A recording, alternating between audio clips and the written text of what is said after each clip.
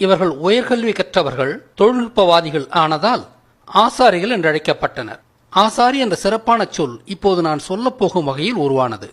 ஆசீவகம் என்பது சிக்கல்களுக்கு உடனடி தீர்வு கிடைக்கும் இடம் என்று நாம் அறிவோம். ஆசீவகம் என்பது சித்தர்கள் வாழ்ந்த இடங்களை குறித்த இடவாகு பெயர். எனவே ஆசு என்றாலே உடனடி தீர்வு என்றே பொருள். அரி என்பது அறிந்தவர் என்று பொருள். எனவே ஆசரி என்பது உடனடி தீர்வு கொடுக்க தெரிந்தவர் என்று பொருள். ஆசரி என்ற இந்த சொல் மேலும் 2 சொற்களையும் கொடுத்தது. ஆசரி, ஆசிரியர், ஆசிரியர். ஆசரி, ஆசாரி. ஆசாரி என்பது உயர்கல்வி கற்ற தொழில்நுட்பவாதி என்று பொருள். அக்கால ஆசாரி பட்டம் என்பது இன்று உலகெங்கும் மிகவும் திறமை படைத்த விஞ்ஞானிகளுக்கு அளிக்கப்படும் டிஎஸ்சி பட்டத்திற்கு இணையானது, அதாவது டாக்டர் ஆஃப் சயின்ஸ். ஆசாரி பட்டம் பெற்றவர்கள் அறம் சார்ந்த ஒரு தனித்துவமான வாழ்க்கை முறையை கைக்கொள்ள வேண்டும். அந்த வாழ்க்கை முறைக்கு ஆசாரம் என்று பெயர். அதாவது ஆசாரிகள் கடைபிடிக்கும் வாழ்க்கை முறைகளுக்கு ஆசாரம் என்று பெயர். சான்றாக சிறுபான்மையான இந்த ஆசாரிகள் இவர்கள் வாழும் பகுதிகளில் பெரும்பாலும் ஒற்றை ஆளுமைகளாகவே இருப்பார்கள், அதாவது மானோபலி.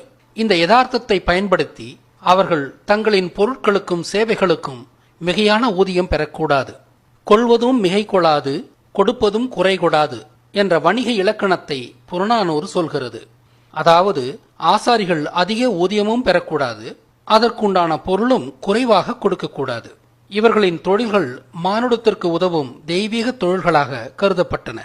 சமூகத்தில் இவர்களுக்கு மிகுந்த மரியாதை இருந்தது. அவர்களின் சமூக அந்தஸ்தை பிரதிபலிக்கும் வகையில் இவர்கள் தங்களின் தொழிலை பாவிக்கும் போது பூமாலை அணிய வேண்டும். அப்படி அணிந்திருப்பவரே இந்த பாகவதர். இந்த பூமாலை அவர்களுக்கு இந்த சமூகத்தின் மீது இருக்கும் பொறுப்பை பிரதிபலிக்கின்றது. தங்களுடைய சிறப்பான கல்வியை வைத்து சமூகத்தை சுரண்டாமல் நேர்மையாக பணி செய்வதை கௌரவிப்பதே ஆசாரிகள் அணியும் பூமாலை. இந்த பூமாலை இங்கு காண்பிக்கப்படுவது போல தொடக்கத்தில் முறையாகவே அணியப்பட்டது. ஆனால் இந்த முறையில் அணிவது அவர்கள் செய்யும் தொழிலுக்கு இடையூறாக இருந்தது. அதனால் பிற்காலத்தில் இங்கு காண்பிப்பது போல குறுக்காக ஒரு கையையும் கழுத்தையும் சுற்றி அணியப்பட்டது. ஆனால் எல்லா இடங்களிலும் தகுதியான மலர்கள் கிடைக்காததாலும், ஒரே நாளில் இந்த மலர்கள் காய்ந்து உதிர்ந்தும் விடுவதாலும், இந்த மலர்களை மாலையாக இணைத்த நூல் தனியாக தெரிவதாலும், நாளின் இறுதியில் நூல் மட்டுமே விஞ்சி இருப்பதாலும் கால ஓட்டத்தில் மாலைக்கு பதிலாக நூலை மட்டுமே அணியும்படி ஆசாரிகள் அறிவுறுத்தப்பட்டனர். இப்படியாகத்தான் பூநூல் அணியும் வழமை ஆசாரிகளிடம் உருவானது. இப்படியாகத்தான் சிற்பக் கலைஞர்கள், குயவர்கள், பொற்கொல்லர்கள், நெசவாளர்கள் போன்ற ஆசாரிகள் அனைவரும் பூநூல் அணியும் வழமை மேற்கொண்டனர்.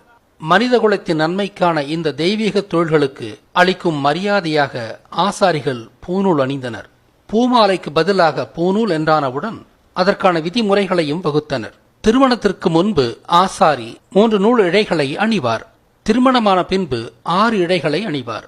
பிள்ளை பெற்று குடும்பத் தலைவனான பிறகு 9 நூல் இழைகளை அணிவார். பூநூல் அணிவது ஆசாரிகள் கடைபிடிக்கும் முக்கியமான ஆசாரங்களில் ஒன்று.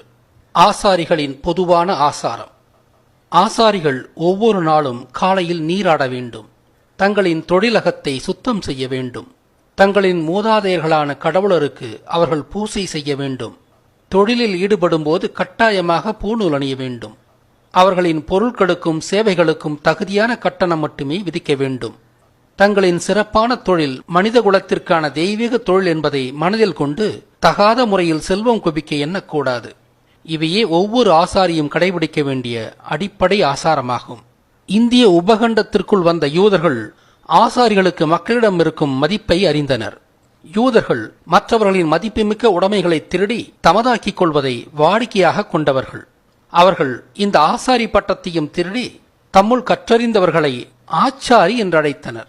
பூநூல் அணிவது சமூகத்தில் மரியாதைக்குரியது என்பதால் ஆசாரிகளின் பூநூல் அணியும் வழமையையும் களவாடினர்.